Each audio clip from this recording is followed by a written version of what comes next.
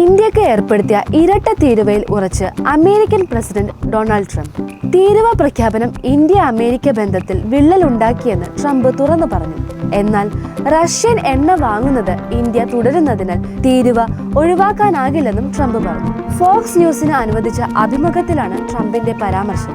ഇന്ത്യയുമായുള്ള ബന്ധം താറുമാറാക്കുന്ന ഒരു നടപടി സ്വീകരിക്കുക എന്നത് ഒരിക്കലും എളുപ്പമുള്ള കാര്യമായിരുന്നില്ലെന്ന് ട്രംപ് പറയുന്നു. എന്നിരിക്കലും റഷ്യയുമായുള്ള വ്യാപാര ബന്ധം തടയുക എന്നത് വളരെ പ്രധാനമായിരുന്നുവെന്നും ട്രംപ് പറഞ്ഞു. റഷ്യ യുക്രൈൻ സംഘർഷം എന്നത് തങ്ങളെക്കാൾ യൂറോപ്പിനെ ബാധിക്കുന്ന ഒരു പ്രശ്നമാണ്. യൂറോപ്പ് കൂടുതൽ ഉത്തരവാദിത്തം ഏറ്റെടുക്കേണ്ടതാണ്. ഇന്ത്യക്കും റഷ്യക്കും എതിരായ നടപടികൾ കർശനമായി ഞാൻ തുടരുമെന്നും ട്രംപ് കൂട്ടിച്ചേർത്തു. അതേസമയം ഇന്ത്യക്കും ചൈനയ്ക്കും മേൽ കൂടുതൽ തീരുവ ചുമത്താൻ G7 രാഷ്ട്രങ്ങളോട് അമേരിക്ക അഭ്യർത്ഥിച്ചിരുന്നു. യുക്രൈൻ യുദ്ധം അവസാനിക്കുന്നതുവരെ റഷ്യയിൽ നിന്നും എണ്ണ വാങ്ങുന്ന ഇരു രാജ്യങ്ങൾക്കുമെതിരെ ഉയർന്ന തീരുവകൾ ചുമത്തണമെന്ന് US ട്രഷറി ഡിപ്പാർട്ട്മെന്റ് വക്താവ് ആവശ്യപ്പെടുകയായിരുന്നു.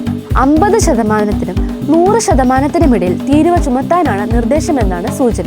ഇന്ന് നടക്കുന്ന G7 ധനമന്ത്രിമാരുടെ യോഗം അമേരിക്ക മുന്നോട്ട് വെച്ച നിർദ്ദേശം ചർച്ച ചെയ്യും.